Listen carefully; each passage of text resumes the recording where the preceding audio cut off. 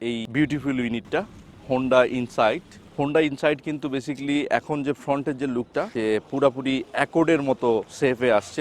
আর এই গাড়িটা আসছে 2020 সালের। বাইরের থেকে লুকটা দেখলে বুঝতে পারবেন কি অ্যাগ্রেসিভ একটি লুক, এবং ব্ল্যাক কালার হওয়ার কারণে আরো বেশি অ্যাট্রাকটিভ মনে হচ্ছে। ভাই, আপনি যদি প্রাইসটা সবচেয়ে কমে কত পারবেন আপনি একটু বলে দিতেন কাস্টমারদের জন্য। অ্যাকচুয়ালি আমাদের এই ইউনিটটা 4.5 গ্রেড জেনুইন, 20,000 মাইলেজ, মানে অনলি 20,000 মাইলেজ।